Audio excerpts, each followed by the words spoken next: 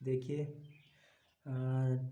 Geography optional की classes में ये लेक्चर 11 है और इसमें हम लोग पढ़ेंगे एटमॉस्फेरिक प्रेशर, वायुमंडलीय दाब के बारे में पढ़ेंगे। एटमॉस्फेरिक एटमॉस्फेरिक प्रेशर के बारे में पढ़ेंगे। क्या है एटमॉस्फेरिक प्रेशर? वायुमंडलीय दाब, इसे हम बोलते हैं वायुमंडलीय दाब।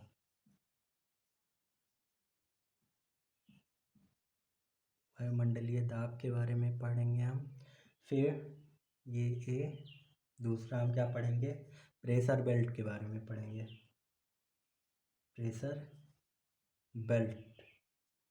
प्रेशर बेल्ट्स के बारे में पढ़ेंगे। इसको हम बोलेंगे वैश्विक दाब पेटियाँ। वैश्विक ग्लोबल प्रेशर बेल्ट, वैश्विक दाब पेटियाँ। ये हो गया वैश्विक दाब पेटियाँ। तो एटमॉस्फेरिक प्रेशर वायुमंडलीय दाब क्या है और प्रेशर बेल्ट वैश्विक दाब पेटियाँ क्या है। तो सबसे पहले आइए देखते हैं एटमॉस्फेरिक प्रेशर मतलब वायुमंडलीय दाब किसे कहते हैं, इसके बारे में हम पढ़ते हैं। चलिए देखिए, इसमें पहले लिखना पड़ेगा क्योंकि लिखने से फिर बाद में आपको समझाएंगे तो और अच्छे से समझ में आएगा।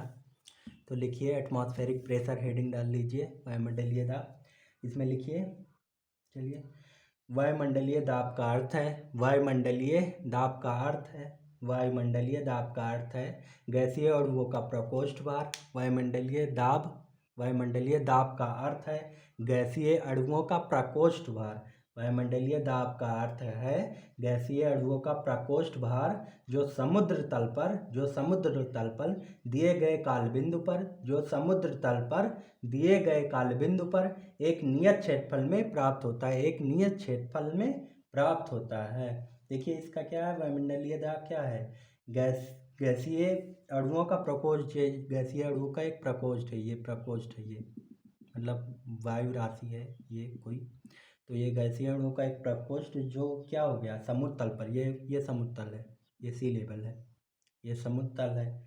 समुद्र तल पर दिए गए कालबिंदु पर, मतलब एक फिक्स टाइम पर, इतना टाइम मान लो, एक फिक्स टाइम पर दिए गए कालबिंदु पर या एक फिक्स टाइम पर एक नियत क्षेत्रफल पर इतना क्षेत्रफल कवर किया है, इस पर जो प्राप्त होता है, जो हमें गैसीय अणुओं का वायु प्रकोष्ठ भार, जो इसका भार हमें, इस अणुओं का क्या है, वायुमंडलीय दाब क्या है, इसका कितना भार इसमें प्राप्त, कितने समय पर, इस समय पर इसका कितना भार प्राप्त हो रहा है, इस समय पर हमें कितना भार इसका प्राप्त हो रहा है, और वो भार कहाँ पे प्राप्त हो रहा है, समुद्र तल पर प्राप्त हो रहा है। तो वही हो गया वायुमंडलीय दाब, उसी को हम बोलेंगे वायुमंडलीय दाब। तो ये लिख लिया। फिर इसके आगे लिखते हैं, इस प्रकार वायुमंडलीय दाब गुरुत्वाकर्षण का प्रतिफल होता है। मतलब गुरुत्वाकर्षण जितना ज़्यादा अधिक लगेगा, वायुमंडलीय दाब उतना ज़्यादा मतलब बढ़ेगा, प्रतिफल होता है। वायुमंडलीय दाब में गैसीय नियम लागू नहीं हो सकते। क्योंकि आयतन को नियत नहीं रखा गया है। वायुमंडलीय दाब में गैस नियम लागू नहीं हो सकते क्योंकि आयतन को नियत नहीं रखा गया है। इस प्रकार वायुमंडलीय दाब तापमान के विषानुपाती होता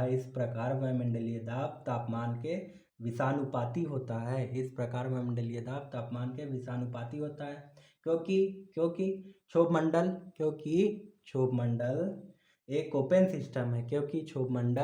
एक ओपन सिस्टम है तथा वायु गर्म होकर हल्की होकर ऊपर उठती है। फिर आगे लिखिए, वायुमंडलीय दाब गैसों के आणविक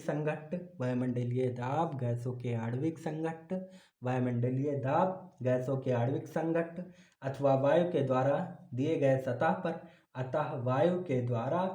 सतह पर उत्पन्न बल नहीं होता है। उत्पन्न बल नहीं होता है। वायुमंडलीय दाब गैसों के आणविक संघट्ट अथवा वायु के द्वारा दिए गए सतह पर उत्पन्न बल नहीं होता है, बल्कि गैसों का कुल भार होता है, क्योंकि वायुमंडल एक बंद तंत्र की तरह कार्य करता है तथा गुरुत्वाकर्षण से आबद्ध होता है। चूंकि वायुमंडल एक बंद तंत्र की तरह कार्य करता है तथा गुरुत्वाकर्षण से आबद्ध है। देखिए इसमें क्या बताया था, वायुमंडलीय दाब क्या है। अब वायुमंडलीय दाब पर गैसों के नियम लागू क्यों नहीं होता, क्योंकि इसके तो आयतन फिक्स नहीं होते ना वायुमंडलीय दाब के, इसमें आयतन नहीं फिक्स होता, आयतन नियत नहीं होता कि एक फिक्स आयतन पे इतना प्रेशर दिया जाए तो ये इसका दाब निकले, ऐसा कुछ नहीं होता, क्योंकि इसमें आयतन प्राप्त वो नहीं होता। और वायुमंडलीय दाब जो है तापमान के विषमानुपाती होता है, मतलब वायुमंडलीय दाब बढ़ेगा तो तापमान क्या होगा, तापमान के विषमानुपाती होता है। क्योंकि क्षोभ मंडल जो है ओपन सिस्टम है, क्षोभ मंडल क्या है, ओपन सिस्टम है। इसमें क्या होता है, वायु गर्म होती है, तो जब वायु गर्म होती है तापमान बढ़ता है, गैसों का तापमान बढ़ता है, जैसे सूर्यताप की मात्रा बढ़ती है तो क्या होता है, वायुमंडलीय दाब कम होता है ना, गैसों का तापमान बढ़ेगा तो वायु गर्म होकर वो हल्की होकर ऊपर उठेगी, तो इसका वायुमंडलीय दाब तापमान के क्या होता है, एटमॉस्फेरिक प्रेशर जो होता है ये इन प्रोपोर्शनल टू टेम्परेचर को होता है।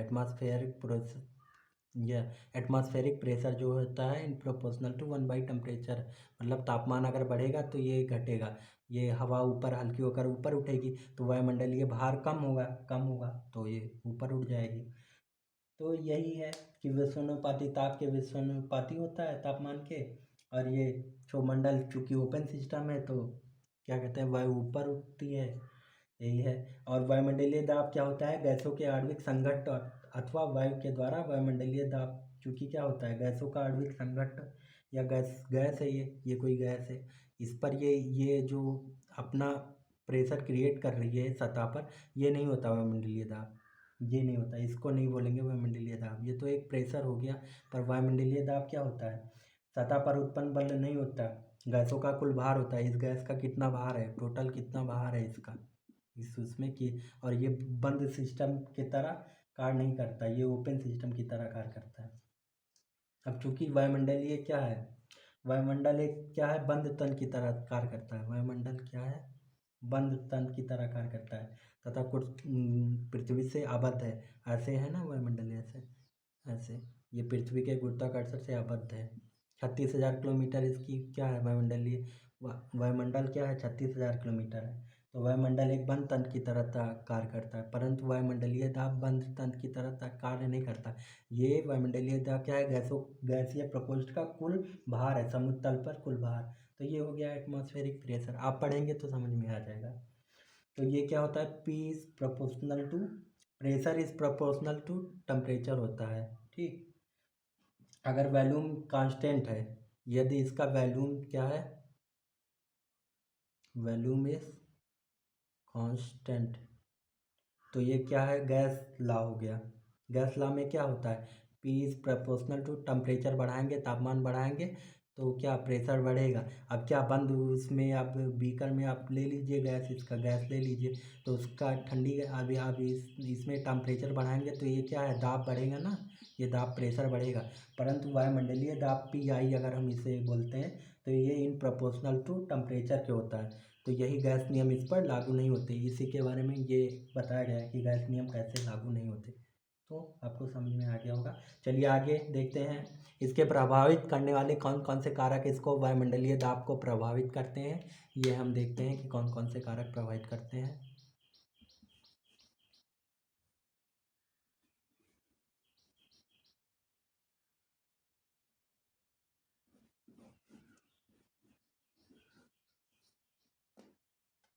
वायुमंडलीय दाब को प्रभावित करने वाले कारक,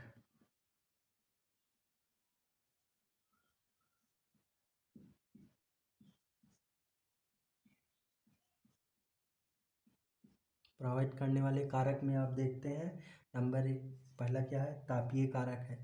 तापीय कारक में हमने पढ़ा था क्या है, सूर्यतप की की मात्रा, सूर्यताप की मात्रा बढ़ेगी तो वायुमंडलीय दाब क्या होगा, कम हो जाएगा। Angle of incident, angle of incident ये भी हमने पढ़ा था, एंगल ऑफ इंसिडेंट। फिर तिर्यकता, तिर्यकता पढ़ी थी हमने पिछले लेक्चर में। थल जल का वितरण, थल जल का वितरण, थल जल का वितरण। मेघाच्छादन, मेघाच्छादन, मेघाच्छादन के बारे में पढ़ा था। ये हो गया गतिकीय वो तापीय कारक। अब देखते हैं दूसरा कौन सा कारक है, बी में देखते हैं गतिकीय कारक, गतिकीय डायनामिक। डायनामिक कारक में हम देखते हैं तो इसमें पृथ्वी का घूर्णन, इसमें क्या आ जाएगा, पृथ्वी का घूर्णन, पृथ्वी का घूर्णन। अब पृथ्वी के घूर्णन से क्या होता है, दो प्रकार की वो फोर्स निकलता है ना, अपकेंद्रीय बल और अभिकेंद्रीय बल, सेंट्रीपिटल फोर्स और सेंट्रीफ्यूगल फोर्स। सेंट्रीपिटल फोर्स क्या है, अभिकेंद्रीय बल क्या है, ध्रुवों पर सबसे अधिक होता है, ध्रुवों पर सबसे अधिक होता है। अभिकेंद्रीय बल जो ध्रुवों पर की, इसका ये अर्थ है, तो यहाँ पर ध्रुवों पर सबसे अधिक होता है। मतलब क्या होता है, गैसों का अंदर की तरफ खींचना। अभिकेंद्रीय बल क्या होता है, अभिकेंद्रीय बल के बारे में आप एक बार पढ़ लीजिएगा। अभिकेंद्रीय बल ध्रुवों पर अधिक होता है क्योंकि यहाँ उच्च दाब होता है। जब हाई प्रेशर होगा तो गैस गैस क्या होगी, गैस का क्या कहते हैं, अवतलन होगा, अवतलन होगा। और ध्रुव, पृथ्वी गोल गोल घूम रही है तो ध्रुवों पर इसका दाब क्या होगा, उच्च दाब के कारण ध्रुवों पर सबसे अधिक अभिकेंद्रीय बल होगा। और अपकेंद्रीय बल क्या होगा, विषुवत पर निम्न दाब होगा, क्योंकि विषुवत क्या है, विषुवत पर निम्न दाब होगा, गैसों का गर्म होकर ऊपर की ओर उठना।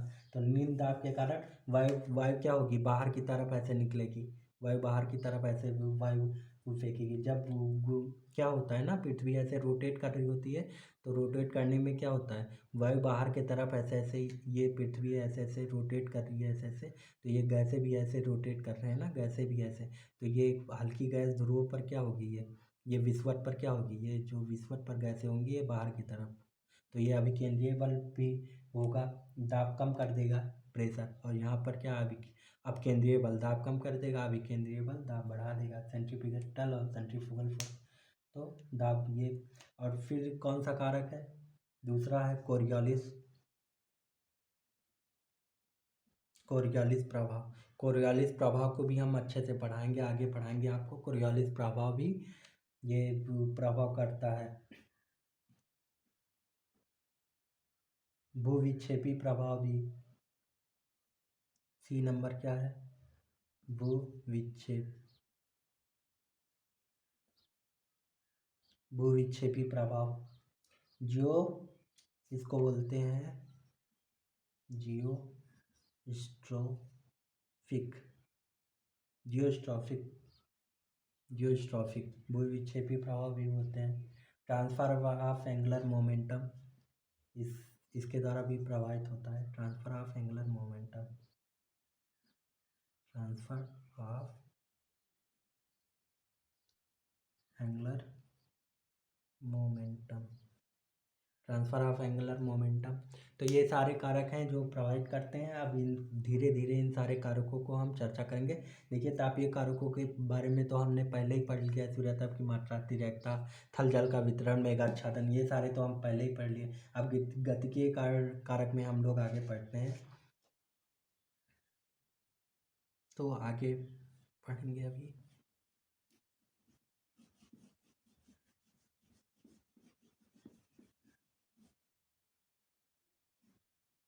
अब इसमें वायुमंडल को माप कैसे मेजर क्या किया जाता है, मेजरमेंट इसका क्या है, मेजरमेंट कौन कौन से उपकरण के द्वारा मापे जाते हैं और कैसे मापे जाते हैं, मेजरमेंट कैसे किया जाता है। तो एक तो ये होता है पीआई, वायुमंडलीय प्रेशर, ये मान लेते हैं, ये कितना है, 10-13 MB मान लिया जाता है कि मिलीबार, इतना वायुमंडलीय प्रेशर हो। ये एक एटमॉस्फेरिक प्रेशर कितने MB, कितना बराबर होता है, 10-13 MB के बराबर होता है, ये हो गया। बी में क्या माना जाता है, 76 centimetre rise rise 76 centimetre rise in mercury, 76 centimetre rise in mercury, ये एवरेज एटमॉस्फेरिक प्रेशर मान लिया जाता है। एवरेज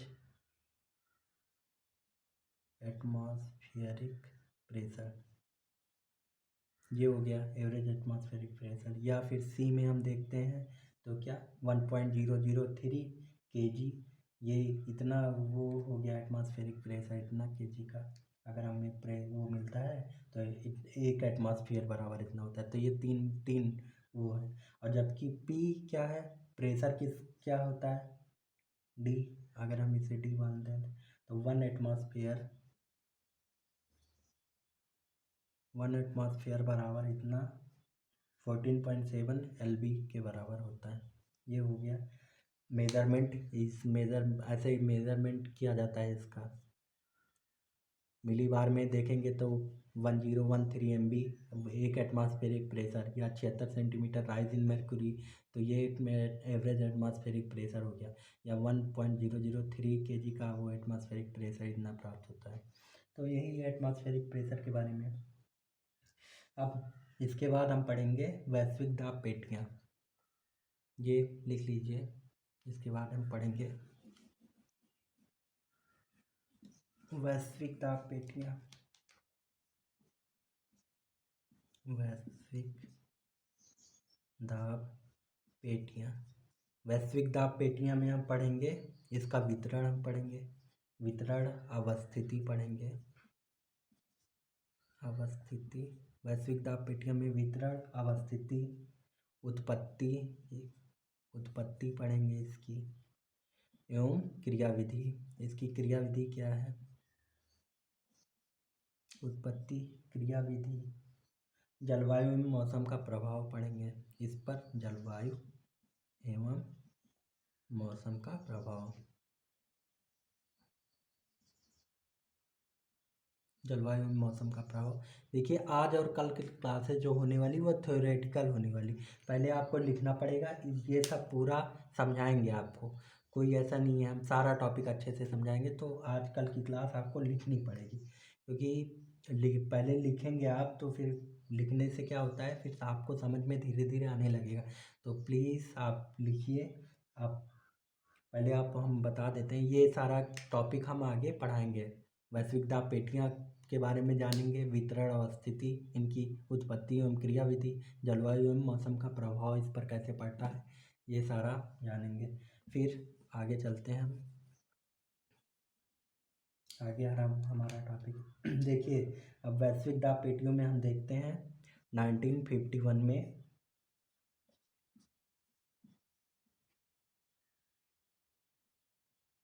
पालमैन ने दो सिद्धांत प्रस्तुत किए थे,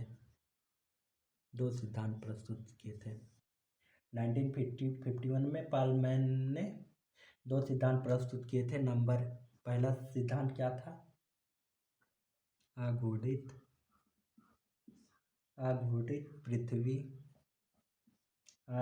पृथ्वी पर दाब तंत्र, आघूर्णित पृथ्वी पर दाब तंत्र एवं वायुमंडलीय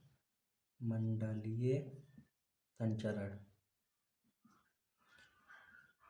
इसे ये हो गया आघूर्णित पृथ्वी पर दाब तंत्र एवं वायुमंडलीय संचरण। दूसरा इन्होंने क्या बताया था, घूर्णित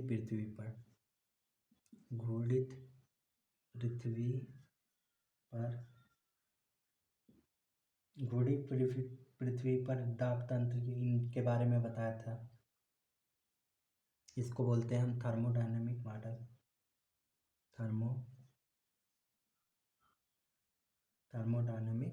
मॉडल। ये हम पढ़ेंगे थर्मोडायनेमिक मॉडल। या फिर इसे बोलेंगे त्रिकोष्कीय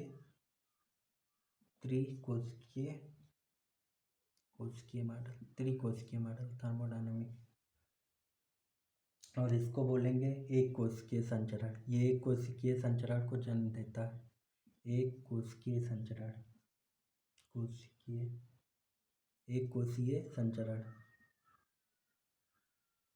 ये यूं यूनिसेल्यूलर, ये यूनिसेल्यूलर है, यूनिसेल्यूलर है, एक कोशिकीय संचरण है। और ये घोड़े पृथ्वी पर, जो हम घोड़े घोड़े पृथ्वी पर तापतन के बारे में पढ़ेंगे, ये त्रिकोशिकीय है।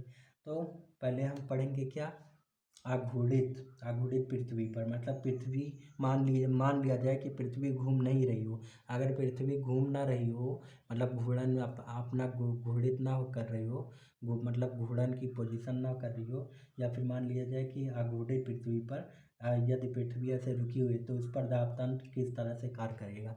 तो ये पहला टॉपिक है। फिर पृथ्वी जब रोटेट कर रही हो तो उस पर जो फोर्स लग रहे हैं, वायु का फोर्स लग रहा है, किस तरह से वायु दाब बन रहा है, कोशिकाओं का निर्माण हो रहा है, जलवायु तंत्र और वितरण क्या हो रहा है, जलवायु में मौसम का प्रभाव क्या हो रहा है, उसकी अवस्थिति, और ये सब सारी चीज़ के बारे में पढ़ेंगे।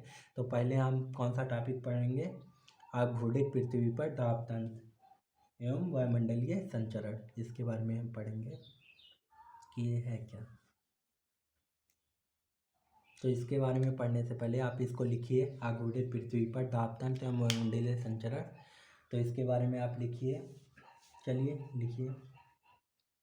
यदि गतिकीय कारकों को अस्वीकृत किया जाए, यदि गतिकीय कारकों को अस्वीकृत किया जाए, गतिकीय कारक मतलब पृथ्वी रोटेट ना कर रही हो, गतिकीय कारक को अस्वीकृत किया जाए, तब ग्लोब पर सिर्फ 3 दाब पेटियाँ प्राप्त होंगी। तब ग्लोब पर सिर्फ 3 दाब पेटियाँ प्राप्त होंगी। नंबर पहला विषुवतीय निम्न दाब पेटी, ये हो गया विषुवतीय निम्न दाब पेटी, विषुवतीय निम्न दाब पेटी 3 पेटियाँ प्राप्त होंगी। फिर नंबर 1 पहला विषुवतीय निम्न दाब पेटी है, और 2 पेटी प्राप्त होगी किसकी, ध्रुवीय उच्च दाब पेटी की, ध्रुवीय उच्च दाब पेटी, विषुवतीय निम्न दाब पेटी, ध्रुवीय उच्च दाब पेटी।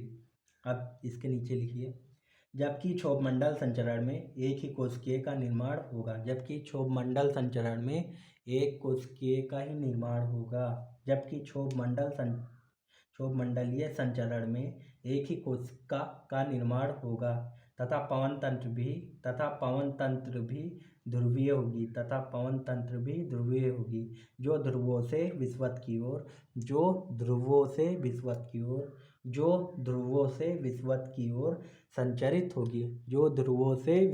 ओर संचरित होगी, चूंकि विषुवत पर सूर्यताप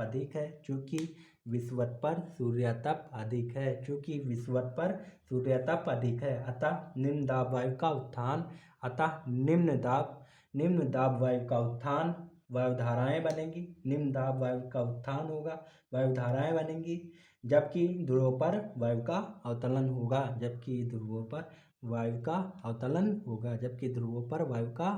होगा, चलिए इसको समझा देते हैं आपको। आघूर्णित पृथ्वी पर दाबतन कैसे, किस तरह से पवन तंत्र, वायुमंडलीय संचरण किस तरह से कार्य करेगा। ये हो गया हमारा अर्थ, ये मान लेते हैं ये अर्थ हो गया। ये हो गया पोलर, ये यहाँ पर हाई प्रेशर है, ये हो गया पोलर हाई प्रेशर। ये हो गया इक्वेटोरियल बेल्ट, लो प्रेशर यहाँ पर बनेगा। लो प्रेशर क्यों बनेगा, क्योंकि सूर्यताप की मात्रा अधिक होगी, वायु हल्की होकर ऊपर उठेगी, तो ये यहाँ पर ऐसे ऐसे वायु लो प्रेशर बनेगा, इस तरह से ऐसे लो प्रेशर बना, ठीक है। ये हो गया लो प्रेशर का सेल, ये हो गया, ये फर्स्ट सेल हो गया, सेल नंबर फर्स्ट, ये हो गया सेकंड हो गया, ये थर्ड सेल हो गया, इसको हम थर्ड सेल के बाद। तो ये क्या हो गया कि इसमें क्या हो गया, जब सूर्यताप की मात्रा यहाँ पर क्या हो गया, QS, सूर्यताप को QS अगर हम कर दें, QS इक्वल टू 100%, मतलब सूर्यताप की मात्रा यहाँ पर पड़ रही है 100% पड़ रही, तो वायु का उत्थान होगा, क्योंकि वायु गर्म होकर ऊपर उठेगी ना, तो यहाँ लो प्रेशर क्रिएट हो जाएगा, वायु ऊपर उठेगी तो लो प्रेशर, एटमॉस्फेरिक प्रेशर क्या होगा, लो प्रेशर क्रिएट हो जाएगा, और ये ऊपर संवहन होगी, और ऊपर होने के बाद जब ये ऊपर उठेगी तो वायु क्या होगी, ठंडी होकर, और यहाँ पर चूँकि ठंडी वायु का संवहन होकर ये वायु ऐसे ठंडी होकर नीचे अवतलित होगी, इस तरह से ऐसे अवतलित होगी ध्रुवों की ओर, इस तरह से ऐसे अवतलित होगी ये वायु। वायु क्या होगा ये पर, वायु का अवतलन होगा, ऊपर जाने के बाद वायु ऐसे अवतलित होगी, इस तरह से ऐसे नीचे अवतलित होगी ठंडी होने पर। वायु पहले ऊपर उठी, संवहन हुआ, ऊपर उठी, तो वायु का अवतलन फिर प्रारंभ, ऊपर जाने के बाद जब टेम्परेचर कम होगा तो वायु का अवतलन प्रारंभ हो जाएगा। अवतलन ये देखिए पोल पर ऐसे अवतलन, ये ध्रुवों पर अवतलन हुआ। अब ध्रुवों से क्या होगा, ये पोल, ये ये देखिए पोलर पे यहाँ पर हाई प्रेशर बन रहा है, फिर ये लो प्रेशर, तो वायु इस तरह से फिर संचरण करने लगेगी, ये इस तरह से, ये इस तरह ऐसे ऐसे आया ऐसे, इस तरह से ये संचरण प्रारंभ हो जाएगा। ये हाई प्रेशर ये लो प्रेशर की तरफ बढ़ेगी। ये देखिए ये इस तरह से ऐसे अवतलित हुआ, वायु का अवतलन हुआ। अवतलन होने के बाद हाई प्रेशर से लो प्रेशर की तरफ वायु, फिर यहाँ पर लो प्रेशर बनेगा ध्रुव पर, फिर ये लो प्रेशर की तरफ ऐसे बढ़ने लगेगी वायु। ठीक, ये पोलर है, लो प्रेशर है, तो ये जो सेल बन रहा है इस तरह से ऐसे ऐसे करके ऐसे सेल बन रहा है। ये लो अब वायु का अवतलन हुआ, वायु ठंडी हुई, ठंडी होने के पर ये नीचे बैठी, ये ध्रुवों की तरफ बढ़ी, ठंडी होने के पर ये ध्रुवों से, फिर ध्रुवों से क्या हो रही है वायु फिर विषुवत की तरफ आ रही है।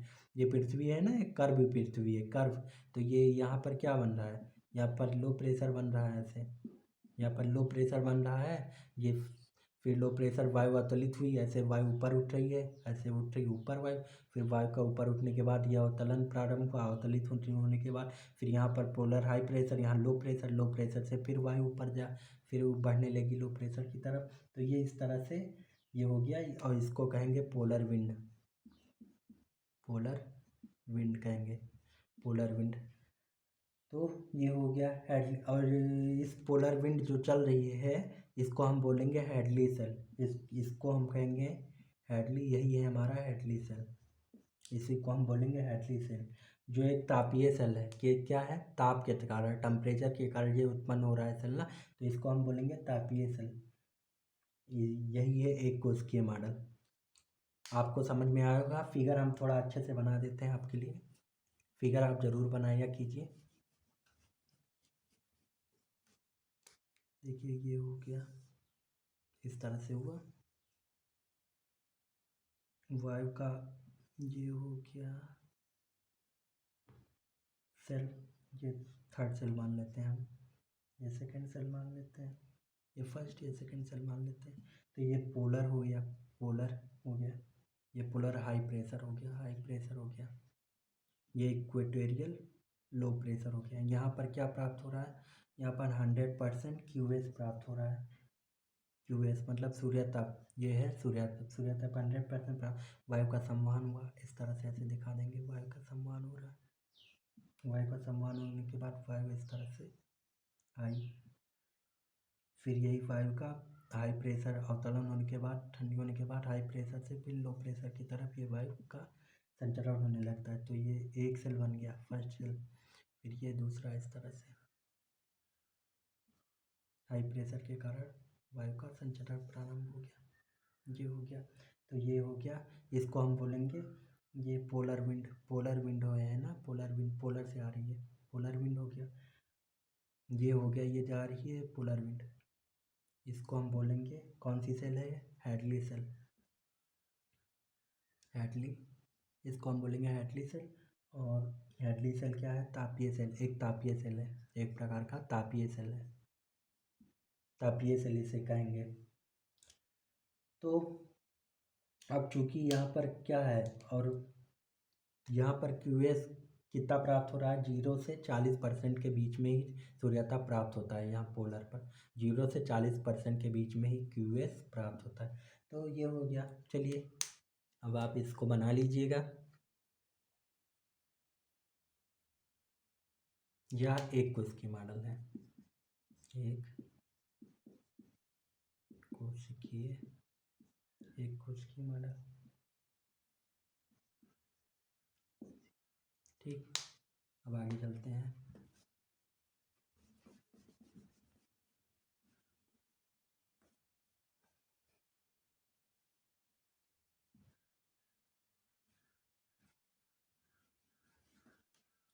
इसके बाद हम पढ़ेंगे मॉडल सेकंड। मॉडल सेकंड क्या है, मॉडल सेकंड है ऊष्मागतिकीय कारणों के कारण।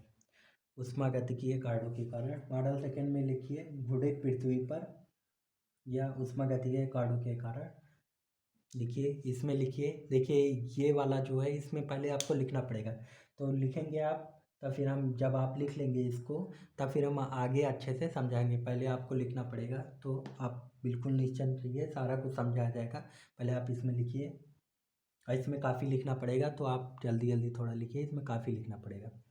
मॉडल सेकंड में लिखिए ऊष्मागतिकीय कारणों के कारण। ऊष्मागतिकीय कारणों के कारण। ऊष्मागतिकीय कारणों के कारण कुल 7 दाब पेटियां का निर्माण होता है। कुल 7 दाब पेटियां का निर्माण होता है। ऊष्मागतिकीय कारणों के कारण कुल 7 दाब पेटियां का निर्माण होता है। नंबर पहली पेटी कौन सी है? 7 दाब पेटियों का निर्माण होता है। नंबर पहली पेटी विषुवतीय निम्न दाब पेटी। विषुवतीय निम्न दाब पेटी, ये लिखिए विषुवतीय निम्न दाब पेटी। अब इसको लिखिए विषुवतीय निम्न दाब पेटी। 7 पेटियों का निर्माण होता है विषुवतीय निम्न दाब पेटी। इसमें लिखिए 10 डिग्री नॉर्थ से 10 डिग्री साउथ के मध्य। 10 डिग्री नॉर्थ से 10 डिग्री साउथ के मध्य। 10 डिग्री नॉर्थ से 10 डिग्री साउथ के मध्य अवस्थित है। 10 डिग्री नॉर्थ से 10 डिग्री साउथ के मध्य अवस्थित है। यह तापजन्य पेटी है। यह तापजन्य पेटी है। यह तापजन्य पेटी है। उत्पत्ति का कारण। उत्पत्ति का कारण सूर्य की किरणों का वर्षभर। उत्पत्ति का कारण सूर्य की किरणों का वर्षभर लंबवत। उत्पत्ति का कारण सूर्य की किरणों का वर्षभर लंबवत। सूर्यातप की मात्रा 100%। सूर्यातप की मात्रा 100%। सूर्यातप की मात्रा 100%। जिससे संवहन, वायु संवहन, जिससे संवहन या वायु संवहन एवं वायु धाराएं का निर्माण। जिससे संवहन, वायु संवहन एवं वायु धाराओं का निर्माण एवं पृथ्वी की घूर्णन से उत्पन्न एवं पृथ्वी की घूर्णन से उत्पन्न एवं पृथ्वी की घूर्णन से उत्पन्न अपकेंद्रीय शक्ति भी अधिकतम है। एवं पृथ्वी से उत्पन्न घूर्णन से अपकेंद्रीय शक्ति भी अधिकतम है। अतः यहाँ निम्न दाब प्राप्त होता है। अतः यहाँ निम्न दाब प्राप्त होता है। अतः यहाँ निम्न दाब प्राप्त होता है, जो कि सामान्य से लगभग 8 से 12 MB कम होता है। जो कि सामान्य से लगभग 8 से 12 MB कम होता है तथा औसतन 1003 MB तथा औसतन 1003 MB से 1008 MB तक प्राप्त होता है तथा औसतन 1003 MB से 1008 MB प्राप्त होता है। जबकि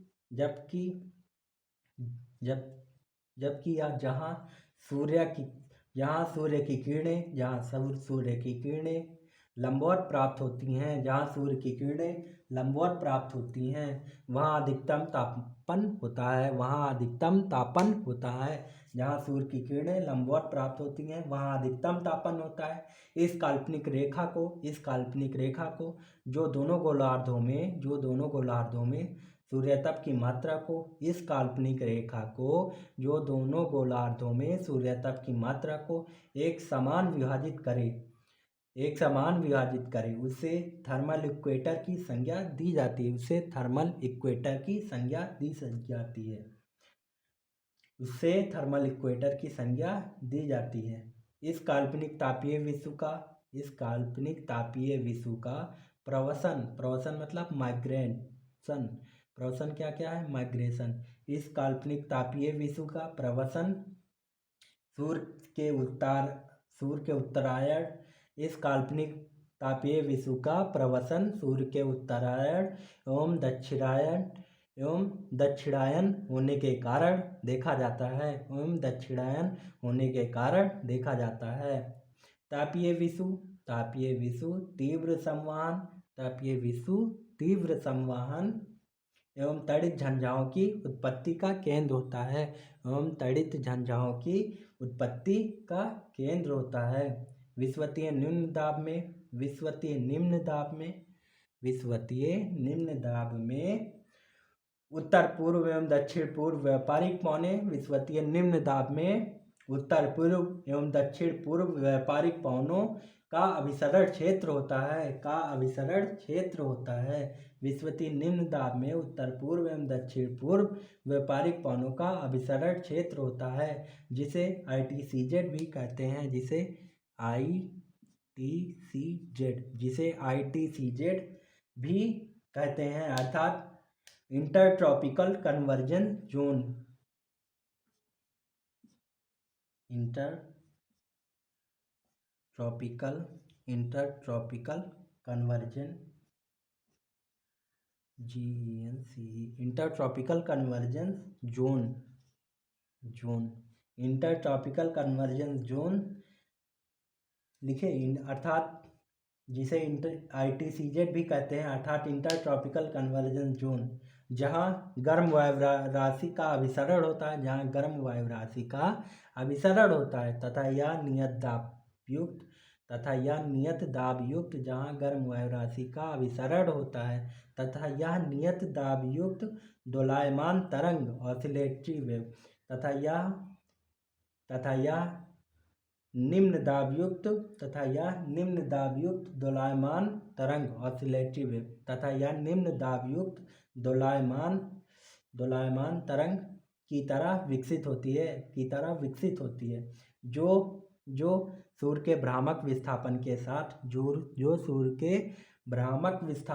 साथ ग्रीष्म काल में अयनवृत्तों की ओर प्रवसित होती है, जो सूर्य के भ्रामक विस्थापन के साथ ग्रीष्म काल में अयनवृत्तों की ओर प्रवसित होती है।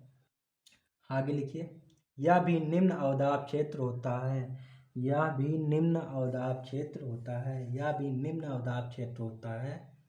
जहाँ उष्णकटिबंधीय चक्रवातों की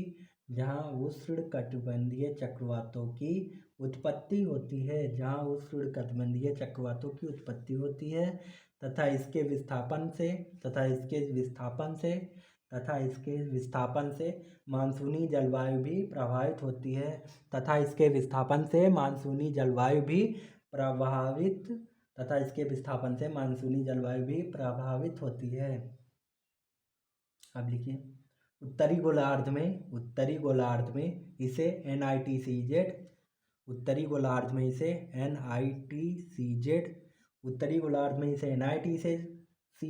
और दक्षिणी गोलार्ध में इसे SITCZ और दक्षिणी गोलार्ध में इसे SITCZ भी कहते हैं, लिख चुके। अब आगे लिखिए डोलड्रम। ये सारा हम आगे आपको इकट्ठे समझाएंगे, तो आपको घबराने की कोई ज़रूरत नहीं, सारा कुछ एक्सप्लेन किया जाएगा। तो अभी आप इसको लिखिए अच्छे से। डोलड्रम लिखिए। डोलड्रम क्या है? डोलड्रम विषुवतीय निम्न दाब पेटी से प्राप्त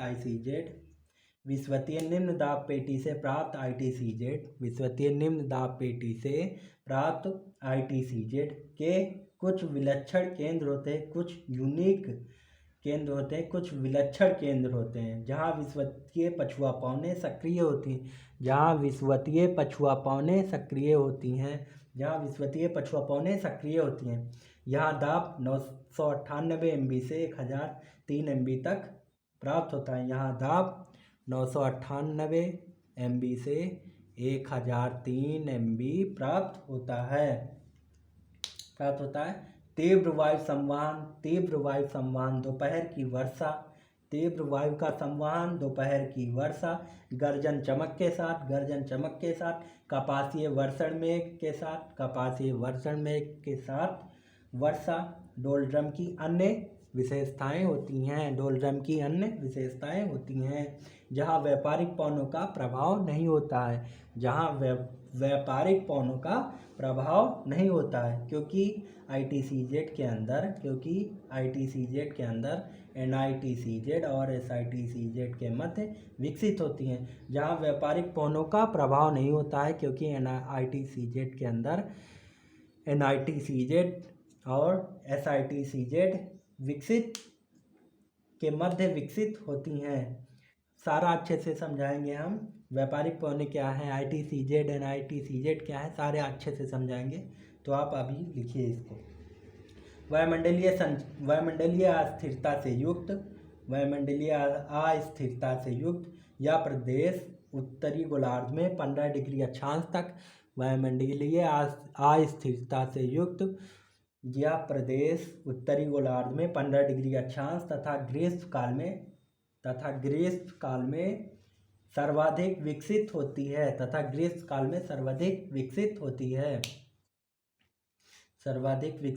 है परंतु अस्थायी नहीं होती। यह समुद्र तल पर जहाँ थल एवं जल मिलते हैं अथवा पश्चिमी तट की ओर अथवा द्वीप समूहों की ओर बेहतर विकसित होती है जहाँ विषुवतीय पछुआ सक्रिय होती हैं। डोलरम शब्द का अर्थ है पवनहीनता। लिखिए इसके नीचे, समुद्र तल का तापमान वर्ष भर नियत रहता है। इंडोनेशिया के द्वीप समूह पर डोलरम परंतु यहाँ विषुवतीय पूर्वा प्राप्त होती हैं। इंडोनेशिया के द्वीप समूह पर डोलरम परंतु यहाँ विषुवतीय पूर्वा प्राप्त होती हैं। अफ्रीका का गिनी तट, पेरू का तट, कैरेबियन द्वीप समूह, इन सभी पर विषुवतीय डोलरम प्राप्त होता है। डोलरम क्या, अफ्रीका के गिनी तट पर, पेरू का तट पर, कैरेबियन द्वीप समूह पर प्राप्त होता है। इंडोनेशिया के द्वीप समूह पर डोलरम तो प्राप्त होता है परंतु यहाँ क्या होती है, विषुवतीय पूर्वा प्राप्त होती हैं। तो ये हो गया। देखिए ये अभी हम आगे अच्छे से आप इसको समझाएंगे अगले लेक्चर में। अभी आपको और लिखना है तो अगले लेक्चर में आप पहले लिखिएगा, फिर इसके बाद हम सारा कुछ आपको समझाएंगे। तो इसमें कई टॉपिक आपको समझाना पड़ेगा ना, इसको एक्सप्लेन करने के लिए सारा आपको कोरियोलिस फोर्स के बारे में बताना पड़ेगा, भूविक्षेपी प्रभाव के बारे में, पीएनजी के बारे में बताना पड़ेगा, और भी कई सारे टॉपिक हैं तो इसको बताना पड़ेगा। तो आप इसको समझ में आएगा, पर इसको लिखिए आप। अभी आगे वाले लेक्चर में फिर आपको लिखना ही पड़ेगा। इसके बाद आगे लेक्चर में फिर हम आपको एक्सप्लेन करेंगे। और शायद आप कंटिन्यूअस लेक्चर हो, शायद कुछ प्रॉब्लम्स की वजह से लेक्चर नहीं हो पा रहे थे, पर आप कंटिन्यूअस लेक्चर आएंगे। और चलिए फिर पढ़ाई कीजिए। Please like subscribe my channel and share please. और इकोनॉमिक्स की क्लास शायद आज ही हो तो आप लोग इकोनॉमिक्स की भी क्लास देखिएगा। शायद आज इकोनॉमिक्स की क्लास ले पाऊँ। Thank you very much.